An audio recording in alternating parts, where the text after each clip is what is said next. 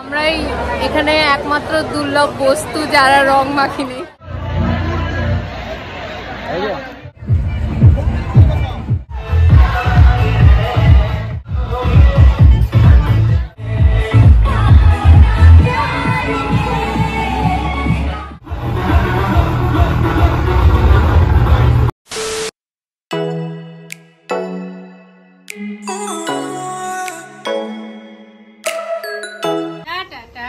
Tata.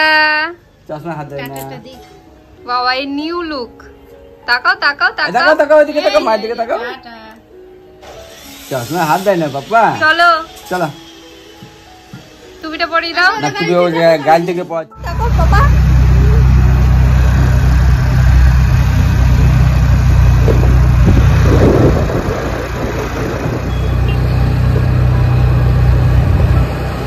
Hello everyone, welcome back to our channel Nandini পাত্র blogs. And আমি নন্দিনী চলে এসেছি আবার একটা নতুন ভিডিও নিয়ে। আর আজকের ভিডিওটা কি তোমরা দেখতে চলেছো সেটা তো তোমরা জেনেই গেছো। হ্যাঁ, আজকে তোমাদের সাথে আমাদের এখানকার বসন্ত উৎসব শেয়ার করব। এটা হোলির আগের দিনই হয়েছে, মানে রবিবারের দিন এই সেলিব্রেশনটা হয়েছে। এবং আমরা যেখানে যাচ্ছি সেটা হচ্ছে দেইপুর মাঠ। দেইপুর মাঠে তো আগে তোমাদেরকে ভিডিও দেখিয়েছি, ওখানে পিকনিক করার এবং ঘুরতে যাওয়ারও। তো দেইপুর মাঠ আশা করছি তোমরা চিনেই গেছো, আগে অনেক ভিডিওতেই দেখিয়েছি। আমাদের বাড়ি থেকে একবারে সামনে 2 মিনিটও না, শ্বশুর বাড়ি থেকে তো খুবই কাছে। আর আপাতত আমরা বাবার বাড়ি থেকে যাচ্ছি, কারণ আমি এই 2 দিন বাবার বাড়িতেই ছিলাম, শরীরটা একটু ভালো নেই সেই জন্য। তোমরা তো দেখতেই পেলে এদিকে যে দেইপুর মাঠে ঢুকতে যাওয়ার সময় ওখানটায় ব্যারিকেড দেওয়া ছিল। কিছুই না, সাইডে গাড়ি রেখে তারপরে মাঠের ভেতরে যেতে হবে। তো এ কি করলো, পাকামি করে এই রাস্তাটা ধরলো। আরো একটা রাস্তা আছে দেইপুর মাঠে যাওয়ার। ভাবলো যে ওই দিক দিয়ে গাড়ি না ঢুকতে দিলেও ও এই দিক দিয়ে ঢুকবে। তো এই দিকেও সেম কেস ছিল, ব্যারিকেড দেওয়া ছিল। তো যার জন্য আবার ঘুরে যেখানে আমরা প্রথমে গেছিলাম সেই দিক দিয়েই গেলাম, গ্যারেজে গাড়িটা রেখে। আর যেহেতু বাড়ি কাছে, ওই সুযোগ সুবিধা অনুযায়ী মানে প্রথমে দেবীপুর মাঠে গেছিলাম, দেখছি সবাই সানগ্লাস পরে স্টাইল মারছে। তো বাবাইকে তো সানগ্লাস পরেই ছিলাম, কিন্তু আমি আর ওর বাবা পরেছিলাম না। তো আমরা আবার বাড়ি থেকে সানগ্লাস নিলাম এবং আবার আসলাম। তো বেশ অনেক ঘোরাঘুরি হয়ে গেল গাড়ি নিয়ে। এই দেখো এখানে দেখতেই পাবে। যাই হোক, এই করতে করতে তো ফাইনালি আমরা মাঠের ভেতরে প্রবেশ করলাম এবং আমরা পুরোপুরি সেফটি নিয়ে গেছিলাম, কারণ বাবাইকে নিয়ে গেছিলাম। ওকে টুপি, চশমা সমস্ত কিছু পরিয়েছি এবং সাথে ছাতাও নিয়েছি, ওর জলের বোতল নিয়েছি, সব নিয়ে। দেখলাম যেহেতু বাড়ির সামনে কাছে, কেন থাকবে বাড়িতে, তার থেকে ওকে একটু নিয়ে যাই। এখন তো সবে শুরু হয়েছে, এখন অত রং টং খেলা শুরু হয়নি, তো ওকে একটু ঘুরিয়ে নিয়ে আসি। তো যা ভাবলাম তাই। এখানে অত বেশি রং খেলা বাচ্চারাই খালি একটু একটু মাখছে, মানে সবই প্রোগ্রাম শুরু হয়েছে, ওখানে স্টেজ করেছে, বাচ্চারা ডান্স করবে। তো এইটাই এখন দেখবো একটু। আর আশা করছি কেউ বাবাইয়ের গায়ে রং দেবে না, না জিজ্ঞেস করে কেউই দেয় না, যেহেতু সবাই জানে ও ছোট্ট একটি বাচ্চা। মাঠের মিডিলটাই অনেকগুলো আম গাছ একসাথে, তো জায়গাটা প্রচন্ড ছায়া আর শান্ত ঠান্ডা জায়গা। তো ওই জায়গায় স্টেজটা করেছে, বেশ ভালো করেছে। গাছের নিচে আমরা দাঁড়িয়েছিলাম, মানে গরমও লাগছিল না, রোদও লাগছিল না। আর এখানে সুন্দর সুন্দর ডেকোরেশন করেছে, সেলফি স্ট্যান্ড করেছে। যেমন এই জায়গাটা ডেকোরেশনটা দেখো কি সুন্দর করেছে, এখানে সবাই ডান্স করতে পারবে, রং খেলতে পারবে, মানে বড়রা। আর ছোটদের জন্য তো এই স্টেজটা করেছে এবং এখানে না ডিজেও করেছে, মানে ডিজে বাবুরা আসবে। আর ওখানে খাওয়া দাওয়ার ব্যবস্থা, রং জল সমস্ত রাখার। আর এই জায়গাটা হচ্ছে সেলফি স্ট্যান্ড। মানে এই ডেকোরেশনটা যে দাদাটা করেছে সেটা হচ্ছে বাবাই যে বেলুনের ডেকোরেশনটা করেছিল জন্মদিনে, ওই দাদাটাই করেছে, বেশ সুন্দর করে ডেকোরেশন। আর এইদিকে দেখো বাবা ছেলেকে মনে হচ্ছে জমিদারের ছেলে, ছাতা নিয়ে মাঠের ভেতরে সবাই রোদ্রে, আর ওনারা ছাতা নিয়ে স্টাইল মেরে বেরোচ্ছে। যাই হোক, আমি তো ভিডিও করা একদম বন্ধ করিনি, সমস্ত ক্লিপ নিয়েছি, কারণ আবার সে একটা বছর পরে এই প্রোগ্রাম। আমার তো মানে এই প্রোগ্রামে ফার্স্ট টাইম আসছি এবং বাবাইয়ের সাথেও ফার্স্ট টাইম, কারণ এখানে হয় ঠিকই অনেক বছর ধরে, কিন্তু আমার আসা হয় না, কোনো না কোনো কারণে আসা হয় না। এখানে ডিজেতে গান বাজাচ্ছে সুন্দর সুন্দর, আর ওই শুনছে আর বাবাই ডান্স করছে কিভাবে দেখো। প্রচণ্ড রোদ্রের ভেতরে ছিলাম, এখন হালকা হালকা একটু গরম লাগতে শুরু করেছিল, সেই জন্য কী করলাম, বাবাইকে একটু জল খাইয়ে দিলাম। এখন তোমরা ভাবতে পারো যে মাঠে এতক্ষণ ধরে এসে আছি আর ঘুরছি ফিরছি, কিন্তু রং মাখবো না, রং খেলবো না? আর থামো থামো, অবশ্যই খেলবো, সবে তো শুরু, সবে একটু বাবাইকে ঘুরিয়ে নিই। বাবাইয়ের প্রথম হোলি, একটু বেশি এক্সাইটমেন্ট এবার।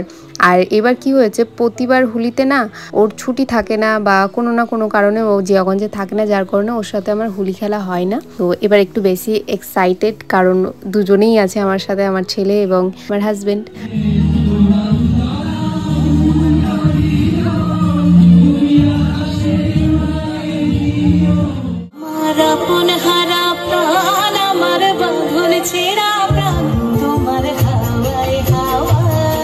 এখানে বাচ্চাদের নাচের অনুষ্ঠান শুরু হয়ে গেছে এবং কি সুন্দর সুন্দর গানে ডান্স করছে। আমি বাবা সবাই দাঁড়িয়ে দাঁড়িয়ে দেখছিলাম, কারণ এদের অনুষ্ঠানটা শেষ হওয়ার পরেই ডিজে শুরু হবে এবং তখন বড়রা সবাই ডান্স করবে। তো এই অনুষ্ঠানটা কিছুক্ষণ বাবাকে দেখাবো ভাবছিলাম, আর বাবাও বেশ গানে গানে তালে তালে নাচছিল। তোমরা ভিডিওতে দেখতেই পাবে, ভিডিওটা লাস্ট পর্যন্ত দেখতে থাকো। আই হোপ তোমাদের আজকের ভিডিওটা খুব ভালো লাগবে এবং সুন্দর একটা রং খেলাও দেখতে পাবে।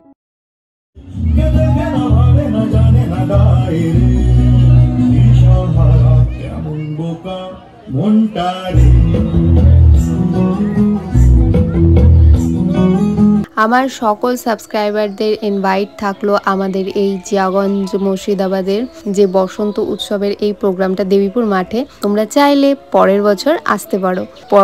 সবার জন্য এই বসন্ত উৎসবটা খোলা, সবাই আসতে পারো, এই বসন্ত উৎসবটাকে এনজয় করতে পারো।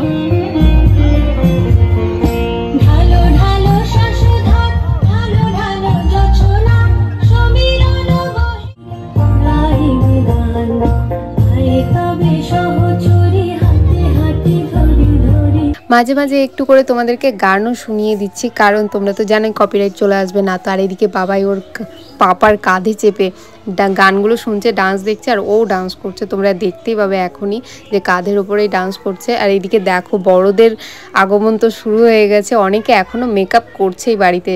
জানো, আমরা যখন বাবাইকে রেখে আবারও আসছিলাম, বাবাইকে এখনই বাড়িতে রাখতে যাব, তখন দেখছি আরও সবাই আসছে মেকআপ টেকআপ করে। আস্তে আস্তে অনেক ভিড় হয়ে যাবে, তোমরা দেখতে পাবে। আর এখানে আমাদের পাড়ার অনেকে এসেছিল, তো একটু রং খেলে নিলাম।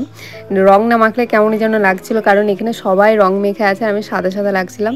তবে ভয় লাগছিল যদি ও মানে বাবাইয়ের গায়ে লেগে যায়, তো কারণ ওর একটু সেন্সিটিভ স্কিন, তো আমার ওকে নিয়ে একটু বেশি চিন্তা। তো বেশ অনেকক্ষণ ছিলাম মাঠের ভেতরে বাবাইকে নিয়ে, এবং দেখলাম আস্তে আস্তে চোখ ডলছে, মানে ওর ঘুম পাচ্ছে। আর বেশ ওর লাঞ্চের টাইমটাও হয়ে গেছে, তো ওকে নিয়ে বাড়ি চলে গেলাম।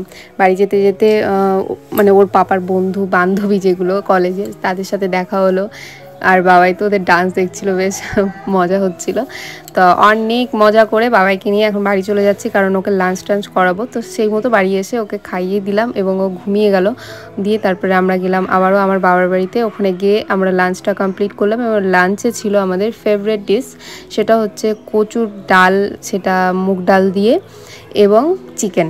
ফেভারিট লাঞ্চ করার পরে ফুল এনার্জির সাথে আবারও চলে যাচ্ছি মাঠের দিকে। আর আমরা যখন যাচ্ছি তখন বাজে 3টে, মানে কি বলবো, একটু দেরি হয়ে গেল কারণ গাড়ির টায়ারটা একটু মানে ফেটে গেছিলো, যার জন্য ওটা ঠিক করিয়ে এখন দেখো যাচ্ছি আমরা মাঠের ভেতরে।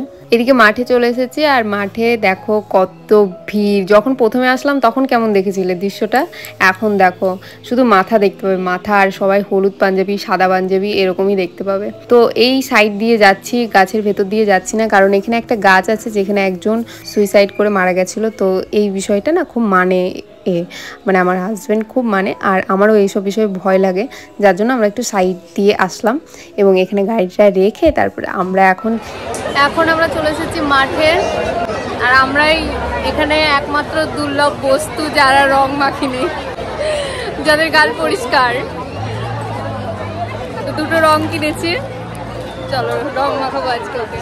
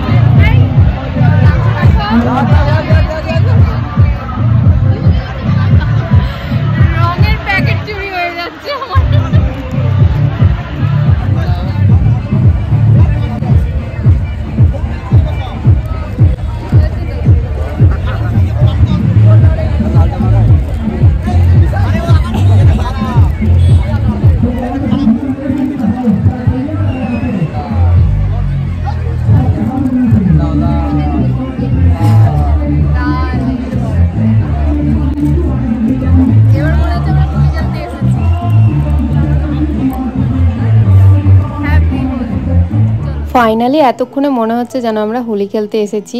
বেশ ভালো করে দুজন মিলেই রং মেখেছি, আর তো কেউ নেই, কাউকে চেনা জানা খুঁজে পাচ্ছি না। এত ভিড়ের ভেতরে কেই বা চেনা জানা, মানে রং মেখে আছে সবাই, বুঝতেও পারছি না। যাই হোক, এখানে আমার একটা দেওরকে খুঁজে পেলাম, তো ওকে রং মাখালাম এবং ওর সাথে কিছু ফটো ক্লিক করলাম।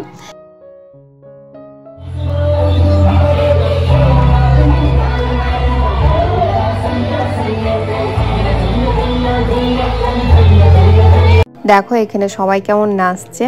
তো এই ভিড়ের ভেতরে না আমারও বেশ নাচতে ইচ্ছে করছে, মানে এত সুন্দর সুন্দর গান বাজছে আর সবাই একবারে তালে তালে নাচছে, এত লোক। তারপরে মনে মনে ভাবছিলাম এটাই সুযোগ, না তো সেই আবার 1 বছর বাদে।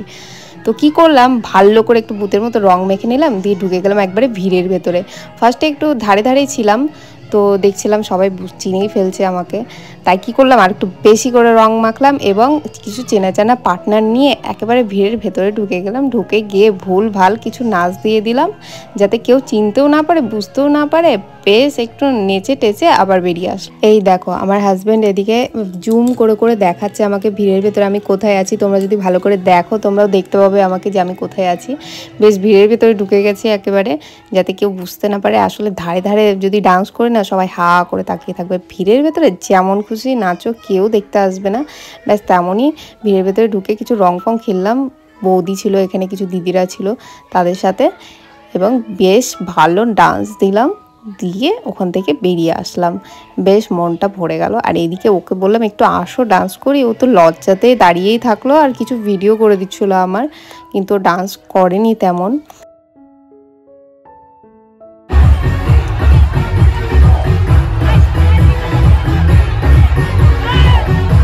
সত্যি বলতে আমার তো বাড়ি আসতে ইচ্ছে করছিল না, কিন্তু এতক্ষণে বেজে গেছিলো 3:45। এখন যদি বাড়ি না যায়, আমি ভাবছিলাম আমার যে কি কপালে কষ্ট আছে, কারণ আমার একটা ছোট্ট বেবি।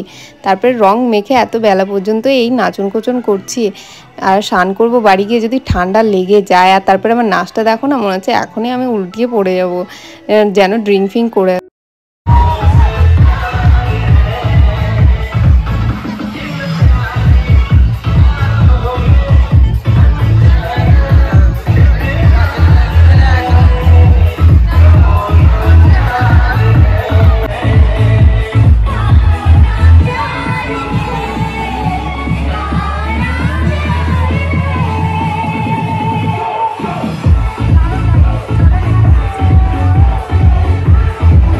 দেখেছো কেমন তালে তালে গান করছি, আমার বেশ মজা লাগছিল। সব আমার ফেভারিট গানগুলো চলছিল।